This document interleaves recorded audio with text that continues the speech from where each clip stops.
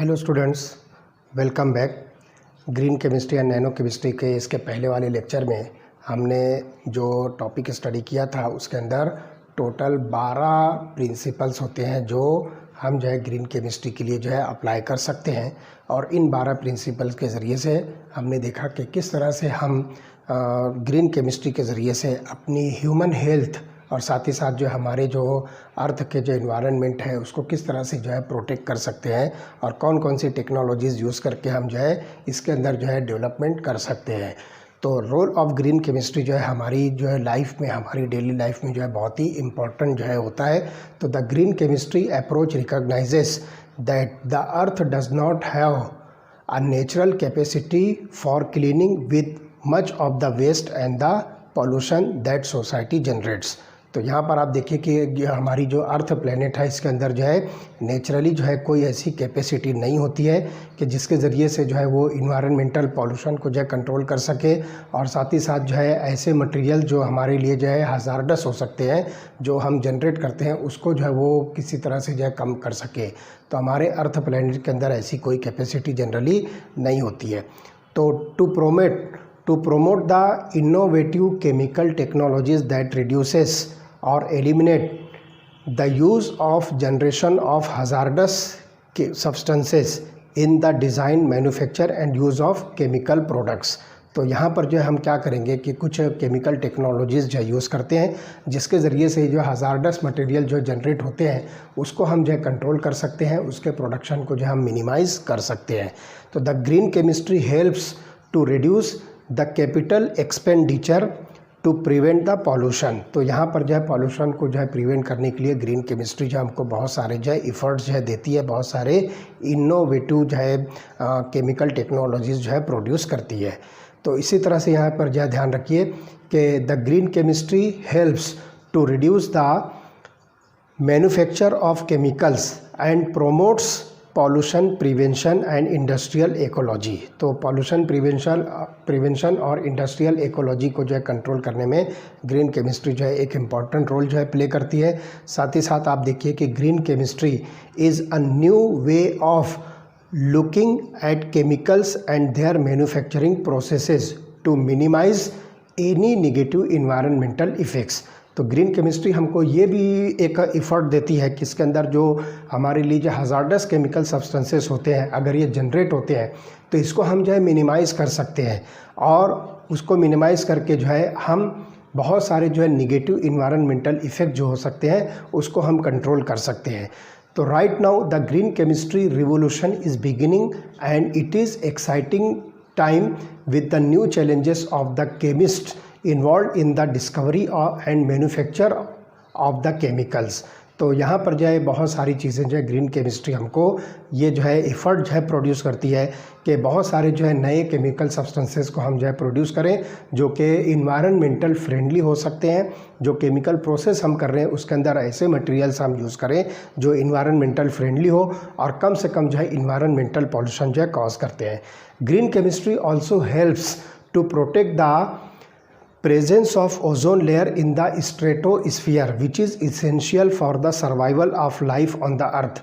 ज़मीन पर बसने के लिए, ज़मीन पर रहने के लिए जो ओजोन लेयर है ये हमको जो है बहुत ही ज़्यादा जो है हार्मफुल जो रेज़ होती है सनलाइट की उससे हमको जो है प्रोटेक्ट करती है। तो ग्रीन केमिस्ट्री जो है इस ओजोन लेयर को भी जो है प्रोटेक्ट करने का जो है काम करती है। इसी तरह से this green chemistry is useful or helpful to control the greenhouse effect, that is the global warming। So we should think about save the environment and save the earth। बस अब हमको यही सोचना है कि किस तरह से हम जो है इन्वायरमेंट को जो है सेव कर सकते हैं, उसको बचा सकते हैं और हमारे अर्थ प्लेनेट को भी जो है बचा सकते हैं।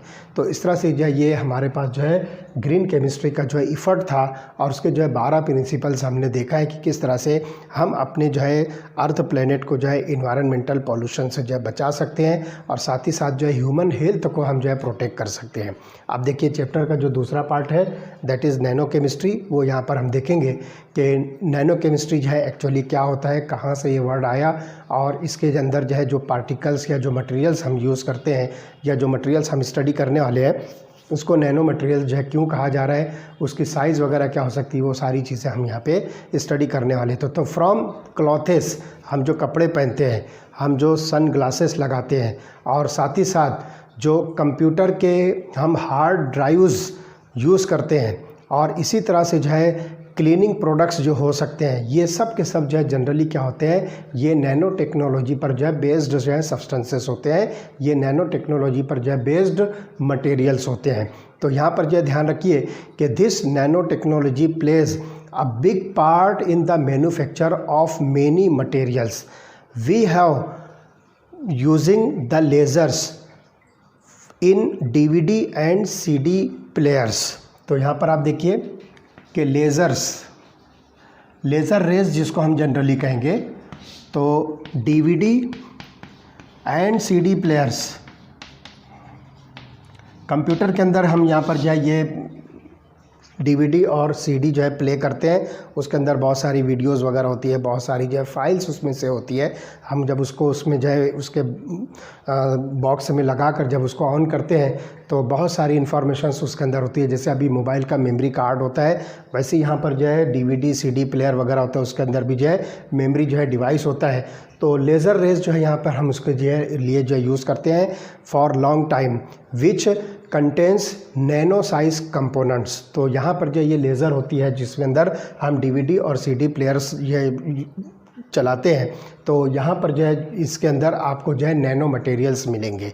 तो आप देखिए कि आपकी बुक के अंदर एक फिगर बनी हुई है, फिगर नंबर 16.1, फिगर 16.1, और साथ ही साथ एक और फिगर है 16.2।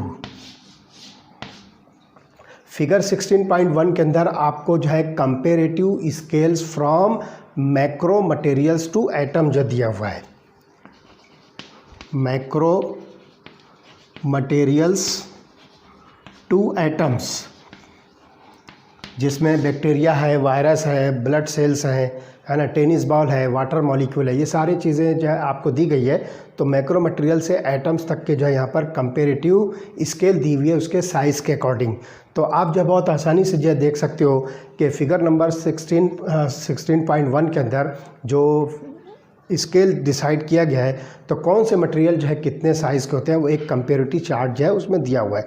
साथ ही साथ जो दूसरी फिगर है, figure 16.2, which depicts the materials in nature as well as the derivatives or the devices that are man made। तो बहुत सारे जो मटेरियल जो नेचुरली ऑकरिंग है और बहुत सारे डिवाइसेस जो मैन मेड है, तो उसकी जो है यहाँ पर जो है कंपेरेटिव जो है साइज़ के अकॉर्डिंग जो है उसको स्टडी किया है।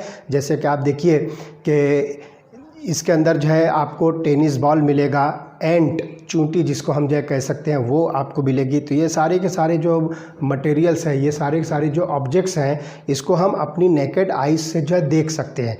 टेनिस बॉल को आप देख सकते हो, इसी तरह से जो है एंट होती है उसको आप देख सकते हो, और भी बहुत सारे ऐसे मटेरियल्स हैं जिसको आप जो अपनी नेकेड आइज से देख सकते हो। But bacteria, virus, blood cells, इसको आप अपनी नेकेड आइज से नहीं देख सकते हो। तो ये मटेरियल्स को हम ये क्या नाम देंगे, नैनो मटेरियल्स।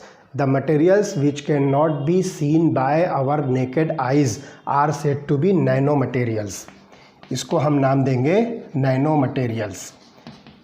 किसको नाम देना है, जिसको हम अपनी आँखों से देख नहीं सकते, जैसे कि बैक्टीरिया है, वायरस है, आरबीसीज, रेड ब्लड कॉर्पसल्स, ये जो है बहुत ही स्मॉलर साइज़ के जो है मटेरियल्स होते हैं, बहुत ही स्मॉलर साइज़ के ऑब्जेक्ट्स होते हैं जो हम अपनी नेकेड आइज से इसको नहीं देख सकते हैं। Such materials are said to be nano materials. तो ये बात आपको जो है समझ में आ गई कि एक्चुअली जो है ये नैनो केमिस्ट्री हम जो स्टडी करने वाले हैं, तो वो जो है इन ऑब्जेक्ट्स की जो है स्टडी है जो कि नैनो साइज़ के जो है पार्टिकल्स रखते हैं। तो अभी हम यहाँ पर देखेंगे कि what is nano science. Nano science actually क्या है, तो nano science is the study of phenomena and manipulation of materials at atomic, molecular and macromolecular scales where the properties differ significantly from those of the larger scale. तो हम जो है यहाँ पर जो है एटॉमिक, मॉलिकुलर लेवल या मैक्रोमॉलिकुलर level पर जो है हम प्रॉपर्टीज़ को जो है स्टडी करेंगे किसी भी ऑब्जेक्ट की, जो कि उसके खुद के जो है ना लार्जर स्केल के जो है मटेरियल से डिफ़र करती है, तो वो प्रॉपर्टीज जो है डिफरेंट होगी। तो सच साइंस और such study is called as nano science. तो हम इसको जो है नाम देंगे नैनो साइंस। तो अब आप देखिए कि why do we define nano technology. अब यहाँ पर जो हम नैनो टेक्नोलॉजी को जो है क्यों डिफ़ाइन कर रहे हैं, तो nano technology is the design, characterisation, production and application of the structures, device and a system by controlling shape and size at nanometre scale. तो यहाँ पर आप देखिए कि नैनो टेक्नोलॉजी में एक्चुअली होता क्या है। आप कोई भी मटेरियल या कोई भी ऑब्जेक्ट जो है स्टडी कर रहे हो, है ना, और उस ऑब्जेक्ट को आप जो है कौन से चीज़ पर जो है स्टडी कर रहे हो कि आप वहाँ पर जो उसको जो है डिज़ाइन कर रहे हो, या फिर आप उसकी जो है कैरेक्टरिस्टिक प्रॉपर्टीज़ स्टडी कर रहे हो, या फिर उसको जो है आप प्रोड्यूस कर रहे हो, आप उसको जो है बना रहे हो, या फिर उसका कहीं ना कहीं जो है एप्लीकेशन कर रहे हो। तो उस मटेरियल के स्ट्रक्चर्स या उसका जो कुछ भी सिस्टम आप ले रहे हो, तो उसके अंदर आपको जो है उसकी साइज़ और शेप को जो है कंट्रोल करना है। और वो शेप और साइज़ जो है कहाँ पर कंट्रोल होगी, that will be controlled at nanometres. उसको आप जो है नैनोमीटर पर जो है कंट्रोल कर रहे हो। तो जो भी मटेरियल या जो ऑब्जेक्ट आप जो स्टडी करने जा रहे हो या उसको प्रोड्यूस कर रहे हो, उसको आप मैन्युफैक्चर कर रहे हो, सिंथेसाइज कर रहे हो, उसका एप्लीकेशन आप अपनी डेली लाइफ में किसी भी जगह पर करो, तो वहाँ पर ध्यान रखिए कि उसकी शेप और साइज़ जो है उसको कंट्रोल करना है कहाँ तक के, नैनोमीटर स्केल पर जो है आपको कंट्रोल करना है। अब वाई नैनो, एक्चुअल मीनिंग जो है यहाँ पर नैनो का क्या होता है वो चीज़ हम यहाँ पर आपको बता रहे हैं। तो ये बात जो है आपको समझ में आ गई कि नैनो मटेरियल्स वो होते हैं जिसको हम अपनी नेकेड आइज से जो है ऑब्ज़र्व नहीं कर सकते, देख नहीं सकते। तो यहाँ पर देखिए कि नैनोमीटर स्केल के अंदर जो वर्ड आता है नैनो, ये जो है ग्रीक वर्ड है जिसका मीनिंग होता है ड्वार्फ। ड्वार्फ आप जो कहोगे बहुत छोटा, इतना छोटा कि आप जो है इसको सोच भी नहीं सकते, इतना छोटा, इसको हम नाम देंगे ड्वार्फ। लेकिन यहाँ पर हम जो है नैनो मटेरियल जो स्टडी करने वाले हैं, वो मटेरियल जनरली इतने छोटे होते हैं कि जो इससे भी कम हो जाएंगे। तो ध्यान रखिए कि conveniently the nanometre scale is ranges from 1 to 100 nanometre, जिसको हम नैनोमीटर स्केल कह रहे हैं, नैनोमीटर स्केल। तो उसकी रेंज यहाँ पर दी हुई है 1 to 100 नैनोमीटर। इतनी साइज़ पर अगर कोई मटेरियल आप देख रहे हो तो उस मटेरियल को हम नाम देंगे नैनो मटेरियल। तो यहाँ पर जो है वर्ड नैनो जो है ग्रीक वर्ड है जिसका मतलब होता है ड्वार्फ। लेकिन ये जो नैनो मटेरियल्स होते हैं they are smaller than dwarf, इससे भी छोटे होते हैं। तो अब यहाँ पर ध्यान रखिए कि नैनोमीटर जो है एक्चुअली क्या होता है, it is 1 billionth part of a metre. ध्यान रखिए 1 billionth part of a metre. जो हम मीटर स्केल जो है मेज़र करने में यूज़ करते हैं, तो मीटर का 1 बिलियंथ पार्ट जो होगा उस 1 बिलियंथ पार्ट को हम नाम देंगे नैनोमीटर। और एक्चुअली ये क्या होगा, ध्यान रखिए 1 नैनोमीटर, नैनोमीटर को हम शॉर्ट में nm से जो रिप्रेजेंट करेंगे। तो 1 nanometre is equal to 10⁻⁹ metres. तो ये स्केल जो है यहाँ पर आपको जो है रेशो समझ में आएगा कि 1 नैनोमीटर जो है 10⁻⁹ मीटर के बराबर होगा, जिसको जनरली हम नाम देंगे this is the 1 billionth part of metre. तो ये मीटर का जब 1 बिलियंथ पार्ट हो सकता है। So the materials we see around us are bulk materials that possess macroscopic physical properties. जो हम अपने सराउंडिंग में बहुत सारे मटेरियल जो ऑब्ज़र्व करते हैं, जैसे ये डस्टर है, चॉक स्टिक है, और भी जो मटेरियल हम देखते हैं, ये सब के सब जो है आपको मिलेंगे ये मटेरियल्स जो कि मैक्रोस्कोपिक फिज़िकल प्रॉपर्टीज़ रखते हैं। इसी तरह से ग्रेन ऑफ सैंड, आप जो है रेत देखिए, है ना, रेत का एक जो है छोटा सा पार्टिकल होता है ग्रेन, है ना, तो इसके अंदर भी आप देखोगे कि इसकी जो साइज़ होती है वो माइक्रोन में होती है। और ये मटेरियल के अंदर भी जो है आपको जो बल्क प्रॉपर्टीज़ की जो है प्रॉपर्टी जो है आपको मिलेगी।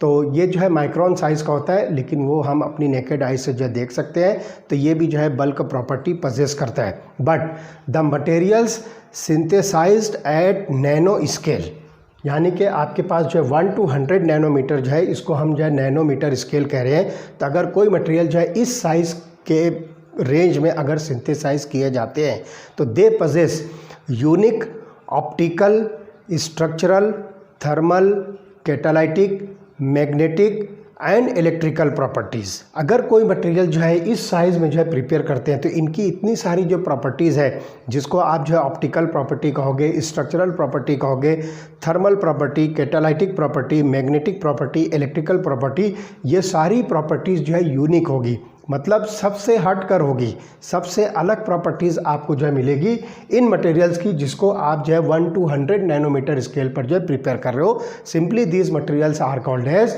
Nano materials. तो these properties change as a function of size and are very different from their bulk materials. तो ये प्रॉपर्टीज़ जो है ये चेंज हो सकती है किस पर? फंक्शन ऑफ साइज़ पर। साइज़ के हिसाब से जो है ये प्रॉपर्टी जो है चेंज हो सकती है, और ये सारी प्रॉपर्टीज़ जो है उनके बल्क मटेरियल की प्रॉपर्टीज़ से जो है बहुत ही डिफरेंट होती है। तो इस तरह से यहाँ पर जो है आपको जो है ये नैनो मटेरियल जो है मिलते हैं। अब यहाँ पर देखिए कि नैनो मटेरियल जो है एक्चुअली होते क्या हैं। तो the nano material is a material having structural components which having a very smaller size at least 1 dimension in the nanometer scale, that is about 1 to 100 nanometre. इसका मतलब क्या हुआ कि नैनो पार्टिकल एक्चुअली होते क्या है? देखिए, हम जनरली जो है 3 डायमेंशन कंसिडर करते हैं, 3 डायमेंशंस, जिसको आप लेंथ, ब्रेड्थ और हाइट जो है कह सकते हो। 3 डायमेंशंस होते हैं। अब नैनो मटेरियल्स हम जो स्टडी करने जा रहे हैं, तो नैनो मटेरियल एक्चुअली कहते किसको है? तो ध्यान रखिए कि ऐसे मटेरियल जिसकी कम से कम एक डायमेंशन जो है वो नैनोमीटर स्केल पर होगी, that is about 1 to 100 nanometre.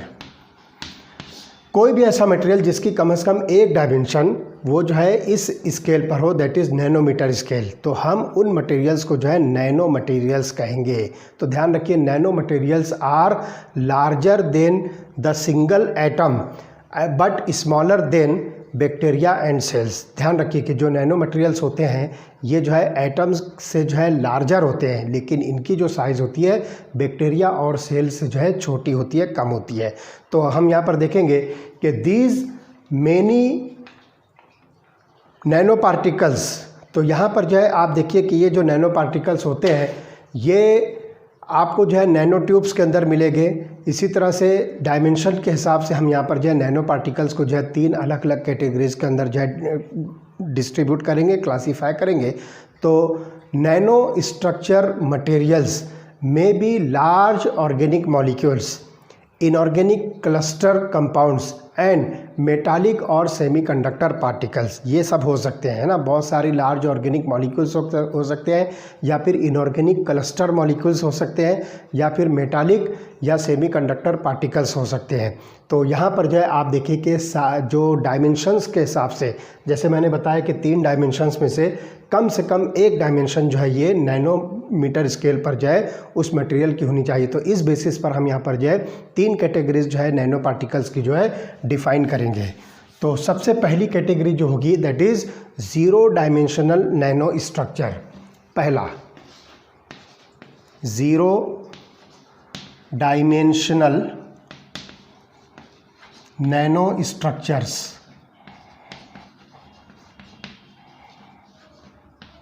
अब यहाँ पर जो ध्यान रखिए 0 डायमेंशनल नैनो स्ट्रक्चर जो है क्या होते हैं। जैसे कि यहाँ पर हम यह एग्जांपल नैनो पार्टिकल्स लेंगे, whatever it may B.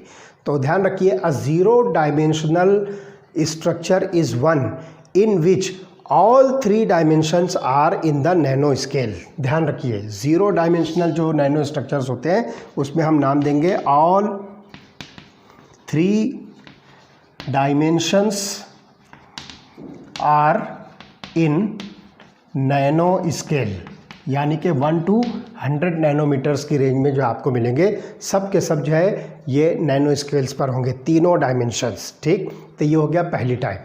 दूसरी टाइप होगी 1 dimensional nano structures. 1 dimensional nano structures, यहाँ पर जो तीनों डायमेंशन जो है नैनो स्केल पर है। अब 1 डायमेंशनल नैनो स्ट्रक्चर्स में जो क्या होगा कि आपको यहाँ पर जो है 2 डायमेंशन जो है कम से कम इसमें नैनो स्केल पर होनी चाहिए। तो आप यहाँ लिखिए एटलीस्ट 2 डायमेंशंस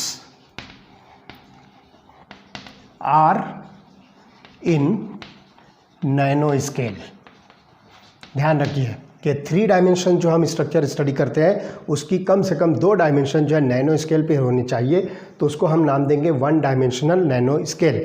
तो एग्जांपल यहाँ पर जो है नैनो वायर्स या नैनो रॉड्स जो होती हैं इसको आप जो है 1 डायमेंशनल नैनो स्ट्रक्चर जो है कहोगे। तो नैनो वायर्स और इसी तरह से nano rods, these are the examples of 1 dimensional nano structures. और तीसरी जो टाइप होगी that is 2 dimensional nano structures. 2 dimensional nano structures. तो 2 डायमेंशनल नैनो स्ट्रक्चर्स में आपको क्या मिलेगा कि कम से कम 1 डायमेंशन इसमें जो है नैनो स्केल पर होनी चाहिए। तो यहाँ पर देखिए at least 1 dimension is in nano scale. तो ध्यान रखिए नैनो स्केल जो है वो 1 to 100 नैनोमीटर की रेंज में है। तो ये कम से कम 1 डायमेंशन जो है क्या होनी चाहिए नैनो स्केल में होनी चाहिए। तो उसको हम नाम देंगे 2 डायमेंशनल नैनो स्ट्रक्चर्स। एग्जाम्पल जो होगी थिन फिल्म, थिन फिल्म्स, बारीक सी जो है फॉइल होगी, बारीक सी जो है शीट होगी, थिन फिल्म जिसकी जो है 1 डायमेंशन जो आप देखोगे वो नैनो स्केल में होनी चाहिए।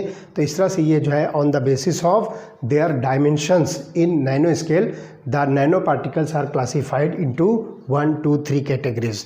तो इस तरह से आप जो है इसको यहाँ पर जो है क्लासीफाई कर सकते हो।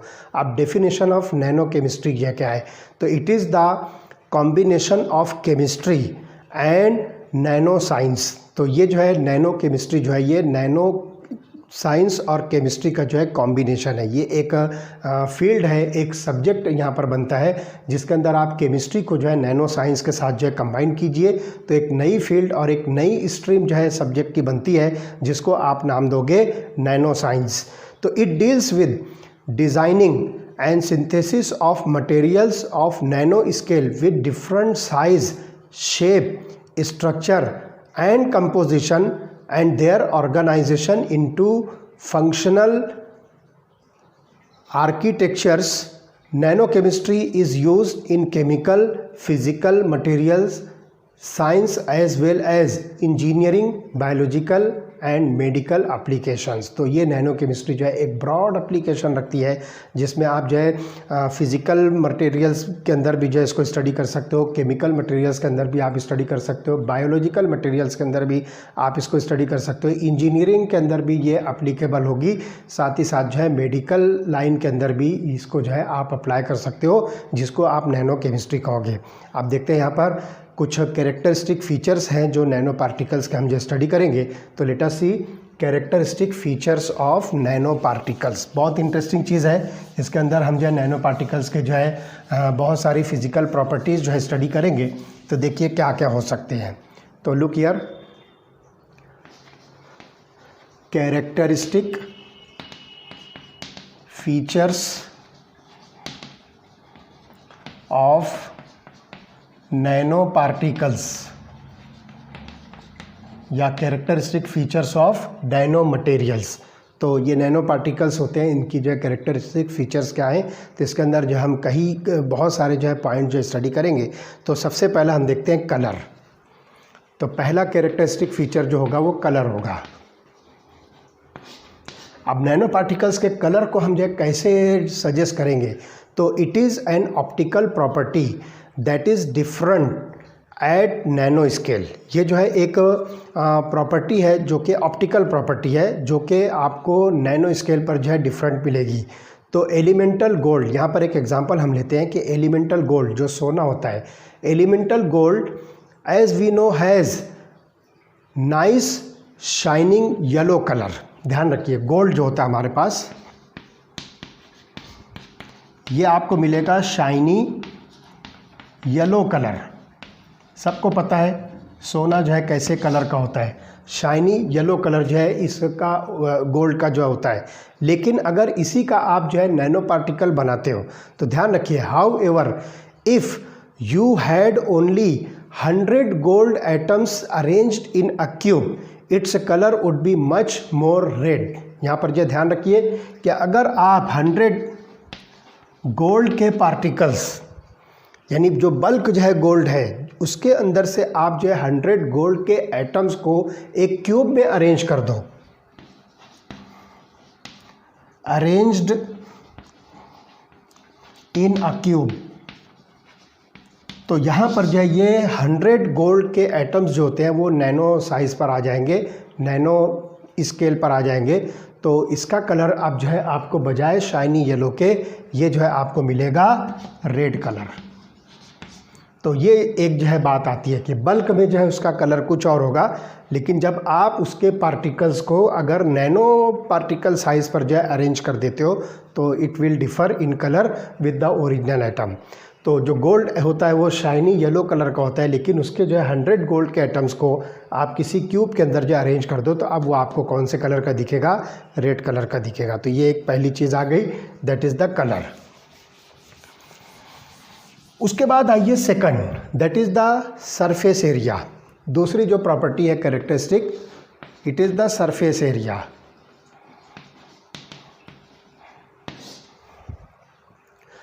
तो हाई सरफेस एरिया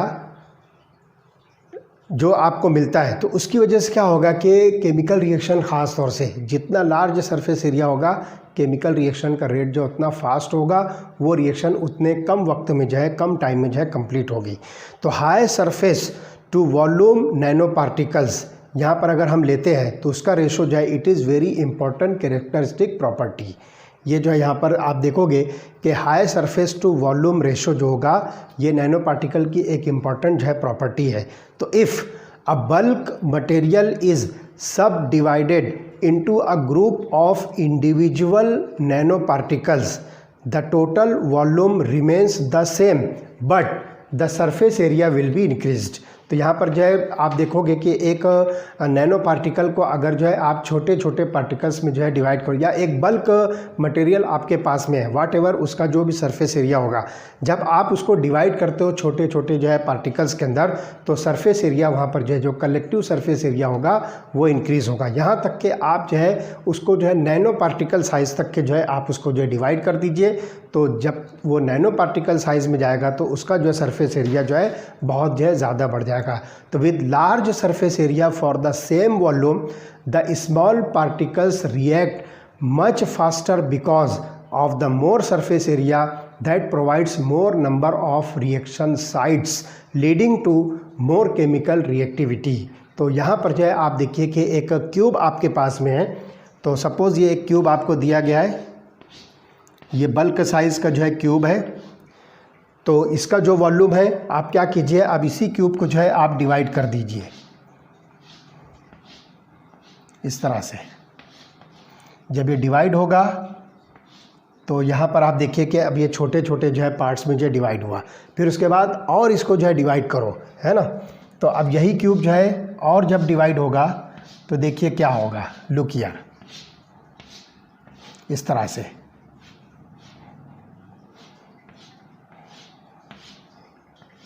तो आप वाज़ेह तौर पर देख सकते हो कि धीरे धीरे छोटा होते होते आप इसको जो है 1 नैनोमीटर पार्टिकल तक ले जाइए जो साइज़ होगी।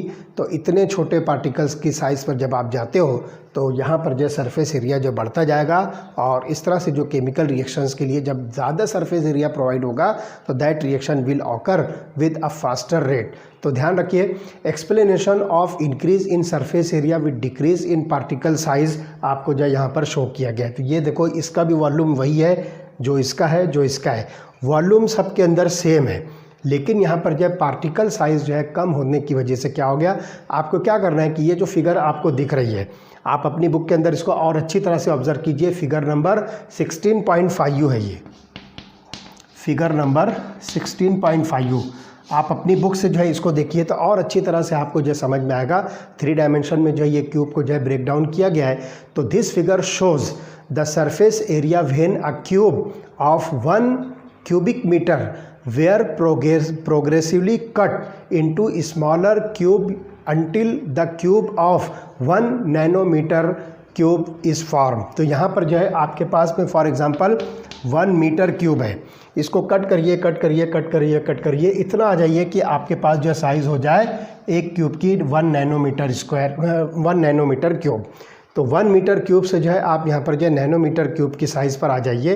तो इतने छोटे पार्टिकल्स तक जब आप आते हो तो साइज़ तो आपको जो है यहाँ पर जो है ये नॉट साइज़, वॉल्यूम जो है सबके अंदर जो है सेम मिल रहा है, लेकिन जब ये नैनो पार्टिकल साइज़ पर आ जाएगा तो इस पोजीशन पर जो है रेट ऑफ रिएक्शन जो है बहुत फास्ट मिलेगी, क्योंकि सरफेस एरिया जहाँ पर जो है बहुत ज़्यादा होगा।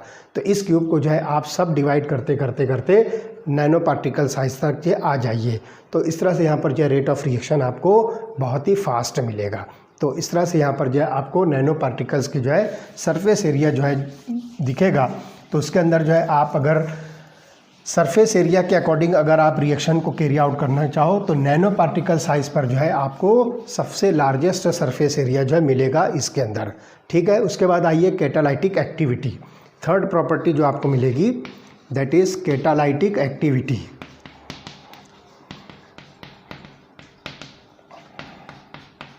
तो इस कैटालाइटिक एक्टिविटी में हम देखेंगे कि due to increase in surface area with decrease in the particle size the nano material based catalyst show increased catalytic activity. जैसा कि अभी हमने जस्ट बताया कि आप उसको जो डिवाइड करते करते करते नैनो मटेरियल तक के आ जाइए, नैनो मटेरियल की जो साइज़ होगी वहाँ तक के आप आइए। तो अगर नैनो पार्टिकल्स को आप एज ए कैटालिस्ट यूज़ करते हो तो it will behave a based catalyst in the chemical reaction and it will tremendously increases the rate of reaction. So usually they are heterogeneous catalysts, that means catalysts are in solid form and the reaction occurs on the surface of the catalyst. तो ये nano particle जो होते हैं हम यहाँ पर catalyst के तौर पे जो यूज़ कर रहे हैं ये सॉलिड फॉर्म में होंगे और इसके अंदर जो है रेट ऑफ रिएक्शन जो है आप इस सॉलिड के ऊपर जो है कैरी आउट कीजिए, जिस पर आपको जो है बहुत ही फास्टर रेट मिलेगी। तो nano particle catalyst can be easily separated and can be recycled. ये जो है आसानी के साथ जो है नैनो पार्टिकल जो है सेपरेट भी होंगे और इसको जो है आप बहुत इजीली जो है रिसाइकल भी कर सकते हो। तो एग्जांपल लीजिए पैलेडियम प्लेटिनम मेटल के जो नैनो पार्टिकल्स होते हैं इसको आप हाइड्रोजनेशन रिएक्शन के अंदर जो है यूज़ कर सकते हो। इसी तरह से टिटेनियम का ऑक्साइड, जिंक का oxide, these are used in photo catalysis. Gold in bulk form is unreactive, but gold nanoparticles are found to be very good catalyst for various organic reactions। तो ध्यान रखिए गोल्ड जो होता है bulk में ये unreactive होता है, लेकिन इसी गोल्ड को जब आप नैनो पार्टिकल में कन्वर्ट कर दीजिए तो बहुत सारी जो है ऑर्गेनिक रिएक्शन के अंदर ये बेस्ट कैटालिस्ट का जो है काम करता है। तो ये हो गई इसकी कैटालाइटिक प्रॉपर्टी। उसके बाद आइए थर्मल प्रॉपर्टी और melting point. Fourth property thermal property.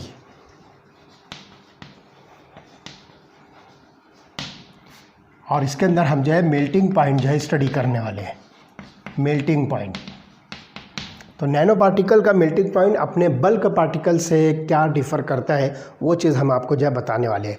तो the melting point of nano material changes drastically and depends on the size. तो जैसा कि मैंने बताया कि नैनो पार्टिकल्स की जो साइज़ होती है वो अपने बल्क पार्टिकल की साइज़ से जो है बहुत डिफरेंट होती है, इसलिए इसका जो है मेल्टिंग पॉइंट भी जो है डिफ़र करेगा। एग्जांपल लीजिए सोडियम का जो क्लस्टर होता है जिसको हम नाम देंगे NaN। सोडियम का cluster n numbers of sodium होंगे।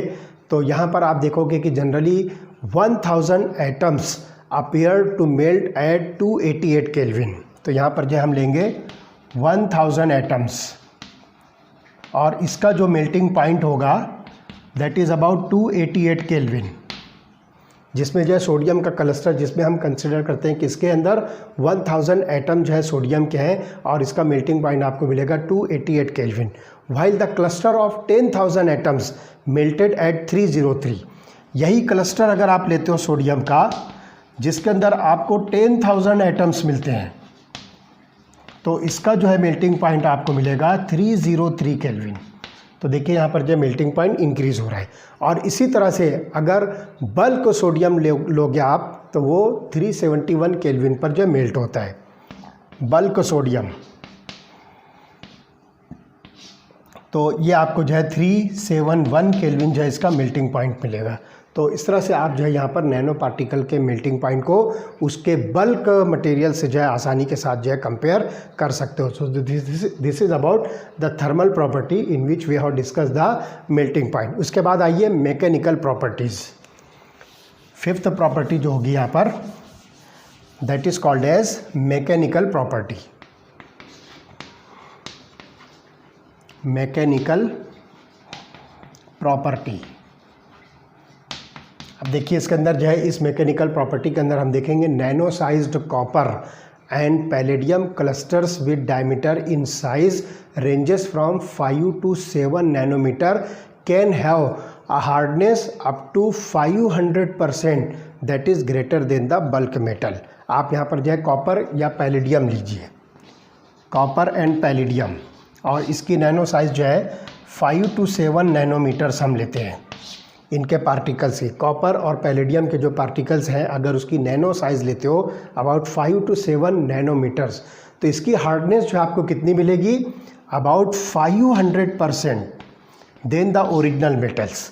जो ओरिजिनल बल्क मेटल्स होती है उससे 500 टाइम्स ग्रेटर, 500 टाइम्स लार्जर जो है इसकी हार्डनेस आपको मिलेगी,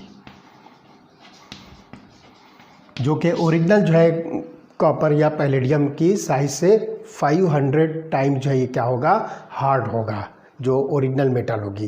तो ये एक मैकेनिकल स्ट्रेंथ आपको मिलती है। तो पहली चीज़ जो है आप इसको नाम दीजिए, दिस इज मैकेनिकल स्ट्रेंथ। तो इसके अंदर जो हमने हार्डनेस ऑफ द पार्टिकल्स को जो है स्टडी किया। ठीक, अब चलिए इलेक्ट्रिकल कंडक्टिविटी जो है हम कैसे बताएंगे। तो electrical conductivity is observed to change at nano scale. तो अगली जो प्रॉपर्टी होगी, seventh property, that is electrical property. यहाँ पे जो है electrical property, this is sixth property, electrical property.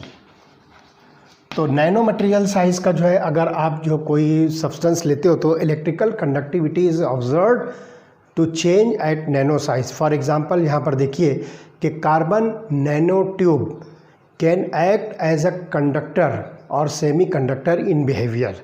तो कार्बन जो नैनो ट्यूब होती है वो कंडक्टर या सेमी कंडक्टर के तौर पर जो है बिहेव करता है। तो नैनो पार्टिकल या नैनो स्केल साइज पर जो है इलेक्ट्रिकल प्रॉपर्टी जो है किसी भी सब्सटेंस की चेंज होती है। तो this is about the electrical conductivity और इलेक्ट्रिकल प्रॉपर्टी। तो इस तरह से यहाँ पर जो है हम बहुत आसानी के साथ जो है ये सारी जो है characteristic features of nano materials को हमने स्टडी किया। तो जिसमें हमने कलर देखा, इसी के साथ साथ जो है इसकी कैटालाइटिक एक्टिविटी है, थर्मल प्रॉपर्टी है, मैकेनिकल प्रॉपर्टीज़, इसी तरह से जो है ये इलेक्ट्रिकल प्रॉपर्टी है ना, और सरफेस एरिया वगैरह हमने जो है इसमें स्टडी किया। तो these are the important characteristic features of nano particles. अब इसके आगे वाले लेक्चर में हम देखेंगे कि नैनो मटेरियल्स को आप जो है कैसे सिंथेसाइज करोगे, कौन कौन से मेथड से इसको आप जो है प्रिपेयर कर सकते हो, नैनो मटेरियल्स के जो है एप्लीकेशन जो है क्या हो सकते हैं, वो सारी चीज़ें हम जो है इसके बाद वाले लेक्चर में स्टडी करेंगे। ओके।